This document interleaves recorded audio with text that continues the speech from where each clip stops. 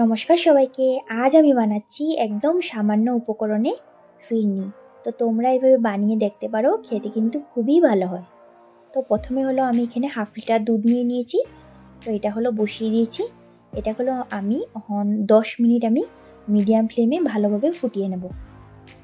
তারপরে নিয়েছি, দেখতে পাচ্ছ এখানে হলো 100 গ্রাম মাওয়া নিয়েছি, 2 মুঠ হলো গোবিন্দভোগ চাল নিয়েছি, ভিজিয়ে রেখে দিয়েছি ভালোভাবে ধুয়ে আর কি। এখানে নিয়েছি হলো 10 টাকা দামের আমুল দুধের একটা প্যাকেট। আমি হলো একদম সামান্য উপকরণে বানাবো, এই জন্য সোজাভাবে দেখাচ্ছি আমি। তো এবার হলো দুধটা যখন ভালোভাবে ফুটে যাবে, আমি মাওয়াটা গলানোর জন্য বাটিটার মধ্যে 2 হাতার মতন দুধ অ্যাড করে দিয়েছি। এবার হলো আমি এইভাবে হাতা দিয়ে ছোটো ছোটো করে টুকরো করে নেবো, যাতে আর কি তাড়াতাড়ি গলে যায়।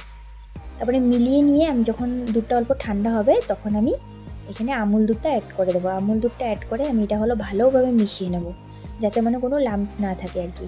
আর দুধটা যদি গরম থাকে, তখন যদি আমি দুধটা অ্যাড করে দিই, তখন হলো পুরো টুকরো টুকরো হয়ে থাকবে আর কি, ভালোভাবে মিলবে না।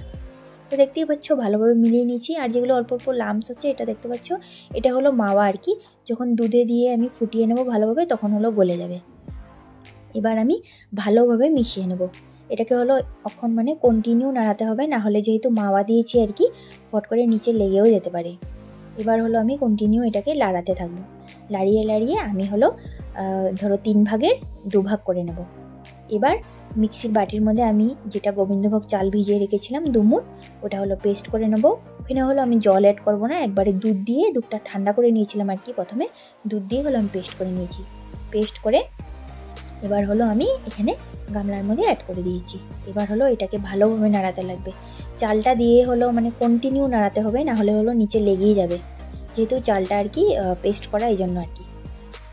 তো এবার হলো আমি নাড়াতেই থাকবো শুধু, এটা হলো আমি লো ফ্লেমে নাড়াবো, না হলে হলো ফট করে পুরা লেগে যায় আর কি, যখন ফিরনিটা তৈরি করা হয়। এবার হলো কন্টিনিউ আমি 20 মিনিট 25 মিনিটের মতন লো মিডিয়াম ফ্লেমে শুধু নাড়াবো। এটা অনেক সময় লাগে আর কি হতে, নাড়াতে নাড়াতেই অনেক সময় লাগে। এটা আর কি লো ফ্লেমে করলেই ভালো, বেশি যদি হাই ফ্লেমে দেওয়া হয় তাহলে হলো পুরা লেগে যেতে পারে। তারপরে নিয়েছি হলো আমি 3 চামচ চিনি। তোমরা ইচ্ছা করলে চিনিটা অল্প বাড়িয়েও দিতে পারো। আর আমাদের এখানে মাওয়াটার মধ্যে অল্প মিষ্টিটা অনেকটা বেশি থাকে আর কি, আর দুধের মধ্যে অল্প মিষ্টি আছে, ওই জন্য আর কি আমি চিনিটা অল্প কমই ইউজ করেছি। এবার হলো আমি ভালোভাবে আবার নাড়িয়ে নেব। তো এখানে দেবো হলো আমি একটা এলাচটা দিয়ে আমি হলো আবার ফুটিয়ে নেব এটা। তো তোমরা এটার মধ্যে চাইলে গোলাপ জলও অ্যাড করতে পারো। তো আজকে যেহেতু আমি একদম সামান্য উপকরণ দিয়ে বানাচ্ছি, এই জন্য আর কি গোলাপ জলটা অ্যাড করলাম না। গোলাপ জলটা অ্যাড করলে সেন্টটা আর কি ভালো হয় খেতে। তো দেখতেই পাচ্ছ এখানে হলো এখন নামিয়ে নেব আমি, এই ঘনটা থাকলেই হবে।